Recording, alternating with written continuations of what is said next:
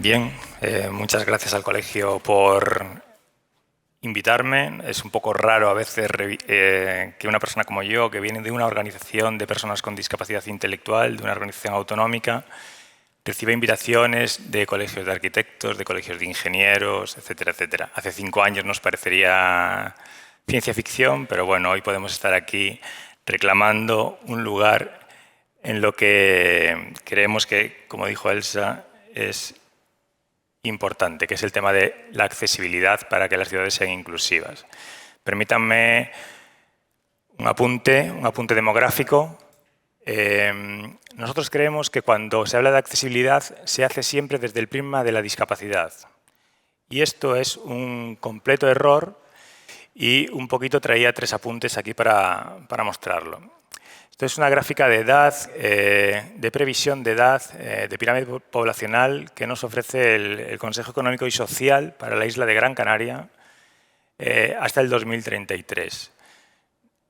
No hay mucho que observar más que allá el cuadro de mayores de 65 años en la última columna de 2033. Un dato que crece y que no para de crecer, ¿no?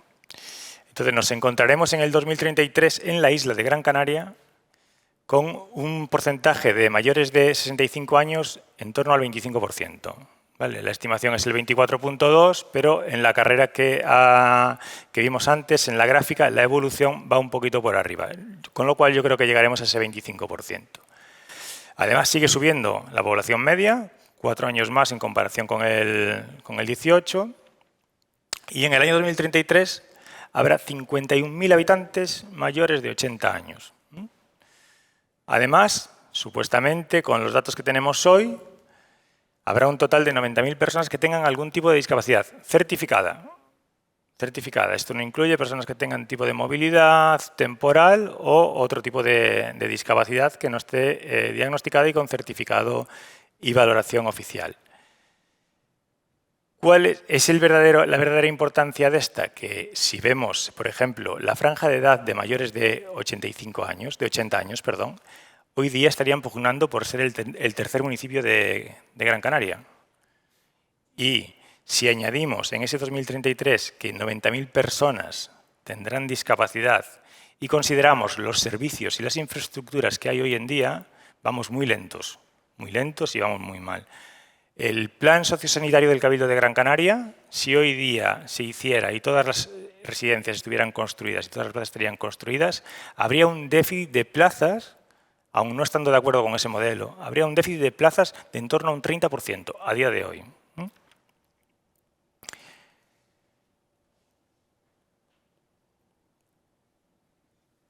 La conclusión a este apunte demográfico es que tenemos este problema si abordamos la accesibilidad desde el punto de discapacidad y que además necesitamos políticas integrales y estrategias coordinadas y que no dependan de una legislatura, ¿no? Antes Vicente lo dijo, para grandes proyectos nosotros también necesitamos que en accesibilidad el circuito de la bicicleta de Las Palmas de Gran Canaria no cambie dependiendo del técnico de urbanismo que le toque y que además no cambie los patrones de colores cuando le da la gana y que además no cambie la rotulación de señales a través de las cuales nosotros entrenamos a las personas para que sepan comportarse dentro de las zonas peatonales, ¿no? Dicho lo cual, nosotros entendemos que Las Palmas de Gran Canaria va a sufrir un fuerte estrés por estos 3 conceptos. Por el tema del envejecimiento, por el tema de la escasez de servicios e infraestructuras públicas accesibles y además porque entendemos que, al contrario que en la península, no va a haber zonas de despoblamiento. Lo que va a pasar en la isla es que seguirá creciendo poblacionalmente, pero habrá un movimiento hacia las zonas costeras, en particular hacia Las Palmas de Gran Canaria. Lo que significa que más personas, más congestión en servicios públicos y en infraestructuras que a día de hoy no son accesibles y no hay una buena proyección en temas de accesibilidad. Permítanme un apunte técnico, ya que estoy entre arquitectos, para venderme un poquito, ¿no?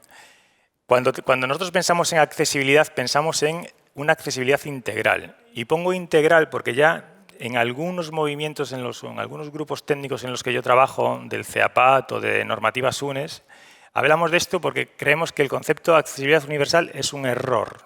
Nunca va a haber nada que sea accesible universalmente y lo que tenemos que atender a la hora de diseñar cosas o a la hora de realizar productos o a la hora de acceder a bienes patrimoniales es esto, tener en cuenta estas tres membranas. Por un lado, la accesibilidad física, que es la más obvia, ¿no? Por otro lado, la accesibilidad sensorial, que atiende sobre todo a las personas que tienen algún tipo de discapacidad visual o algún tipo de discapacidad auditiva, y es muy importante y además ayuda y complementa sus apoyos a las personas que tienen discapacidad intelectual.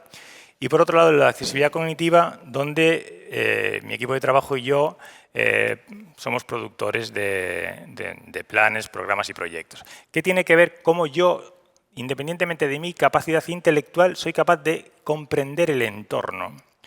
Y esto es fundamental en las ciudades que no están bien ordenadas, que no tienen un sistema de rotulación sistematizado, que playas pone un tipo de rotulación, que ya no es accesible, pero pone un tipo. Urbanismo, como tiene competencias fuera del Paseo de las Canteras, corríjanme ustedes, un poquito más para allá, nos encontramos con otro tipo de rotulación y, por supuesto, ya no hablamos de que no hay estándares. No hay estándares AIGA, no hay estándares ERCO y cada uno pone los pictogramas o las imágenes que quiere. Bueno, nosotros trabajamos en este campo de la accesibilidad cognitiva. ¿Qué es lo que nosotros estamos notando? Notamos que las administraciones llegan tarde y llegan tarde legislativamente. Tenemos una ley canaria muy vieja de accesibilidad, que si se cumpliera sería fenomenal, pero aún así tengo que decir que es muy antigua y que además se ha quedado atrás patentemente en todo lo tecnológico, ¿no? Y después diría que necesitamos un liderazgo político y técnico dentro de las propias administraciones, que esto es muy importante. ¿Cuáles son las ciudades del mundo más avanzadas en accesibilidad? Aquellas que tú eres capaz de reconocer que dentro de la administración, independientemente de donde cuelgue, hay una cabeza que es la que dice yo en cuestiones de accesibilidad me tengo que dirigir a esta persona.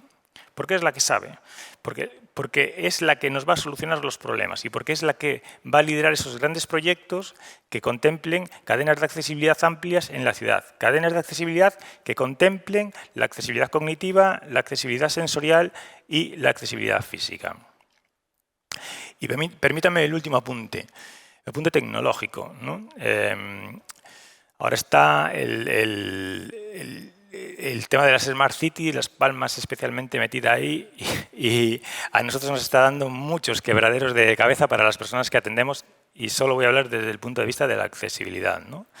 La ciudad ya no es solo un espacio físico, tenemos un espacio virtual. Nosotros ahora ya tenemos barreras virtuales que se añade a las complejidades que teníamos en los diseños y en los productos que ya poníamos antes.